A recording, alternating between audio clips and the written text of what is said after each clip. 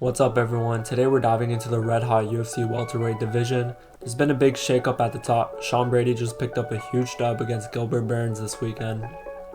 And with Belal Muhammad as your reigning champion, we're looking at some potential matchups that could shake up the title picture even more. First up, what I think is next is Kamaru Usman versus Sean Brady. Kamaru Usman, once the welterweight king, is now ranked number 2. He's been a dominant force, but those back-to-back losses to Leon Edwards has left his future uncertain. Usman is probably well past his prime, but he still might have what it takes to reclaim his throne. Now enter Sean Brady. With a solid win over Gilbert Burns, Brady has shown he's a serious contender at number 6. But the big question is, can he handle the former champ?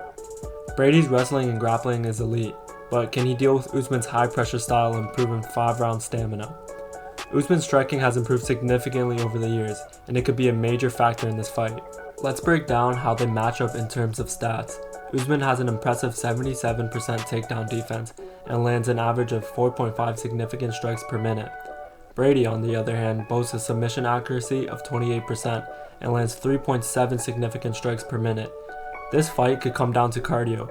Usman's championship experience in 5-round wars could give him the edge, but Brady's relentless pace will challenge that. Brady's grappling is top tier, but Usman's wrestling background and fight IQ might keep him a step ahead. This fight could solidify Brady as a title contender or keep Usman firmly in the conversation for another title shot. What do you guys think? Will Usman's experience be too much for Brady, or is it time for a new blood to take over? The next fight to make is Leon Edwards versus Ian Garry. Leon Edwards is the man who shocked the world with a stunning head kick KO over Usman. But after losing his belt to Belal Muhammad, he's looking for a way back at the top. A fight against an undefeated Ian Machado Garry would be a perfect matchup. Garry is one of the fastest rising stars in the UFC. Sitting at number 7, he's undefeated, brimming with confidence, and ready to make a big name fight. This would be a true striking showcase, and Garry would be looking to make a statement by taking out a former champion. When you compare their striking, Edwards has a slightly higher striking accuracy at 49% compared to Garry's 47%. But Garry also has youth on his side, with a 15-0 record. Edwards, though, has proven he can handle the pressure in big moments. Another key factor is their reach. Both have a reach around 74 inches, which should make for a technical striking battle. Who controls the center of the octagon could be crucial in this fight. A win for Garry could launch him in the top 5, and for Edwards it's a chance to prove he still belongs in the title picture. What do you think? Could Garry pull off the upset, or will Edwards' experience be too much for the rising star? And the next fight is already booked. It's Joaquin Buckley versus Thompson. At UFC 307, this fight is guaranteed fireworks. Thompson's karate-based style is all about precision, while Buckley brings a knockout power like few others in this division. Thompson is 41 years old, but is still dangerous. He's ranked number 9, and looking to improve, he's still relevant in the stacked division.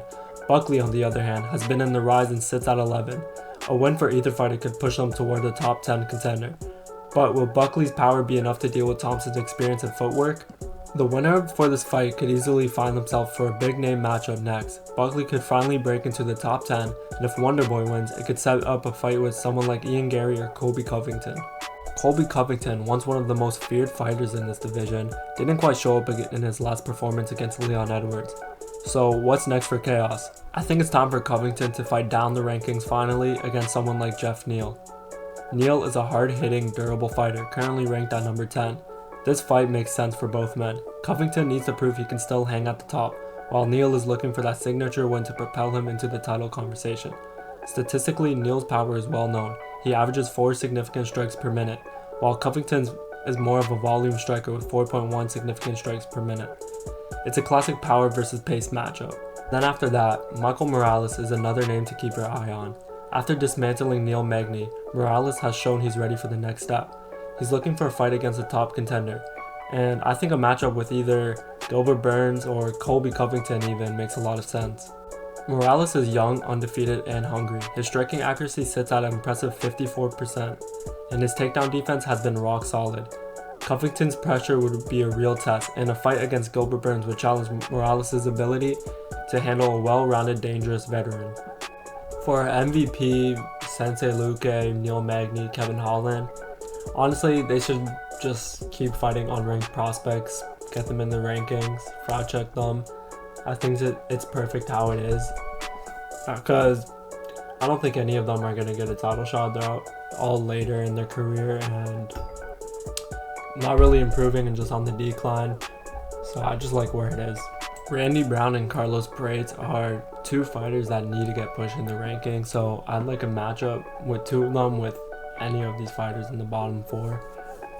It would just be really good matchups. They're both crazy strikers. And honestly, welterweight's looking pretty good for the future. And now it's time to talk about the belt. Shavkat Rakhmonov probably has next, judging that JDM is injured and nobody else is really a serious contender. And the only reason Shavkat has next, I don't think he's really should get it yet, but he just came off a win against Stephen Wonderboy Thompson, and I don't think that's enough to get a title shot, but there's no one else. And honestly, people have been saying Shavkat is going to dismantle Belal in 1, but they also said Leon's going to do that to Belal, so I wouldn't count Belal out. And honestly, it would be a really good fight. Maybe Shavkat even goes to a decision for the first time in his life. But on the other hand, I actually kind of hope that Shavkat wins, because if Shavkat wins, then we can potentially get an Islam versus Shavkat fight, and that fight will do numbers, and I'll be there for that. And on the other hand, if Belal wins, I can see him maybe getting 1 or 2 more defenses at most. He's 36 if I'm not mistaken, and you know, he's probably, if not in his prime, or well past his prime. The welterweight landscape is more exciting than ever, and these matchups we've discussed could shape the next title challenger. So many contenders: Shavkat, Usman, Brady, Edwards, Garry. The next year promises some epic matchups. So, who do you think will rise to the top in the welterweight division? Belal reigns as champion? Will Usman or Edwards reclaim his spot? Can Ian Garry shock the world? Or is this Shavkat's time to shine? Drop your predictions in the comments below. Hit that like button and subscribe for more UFC content.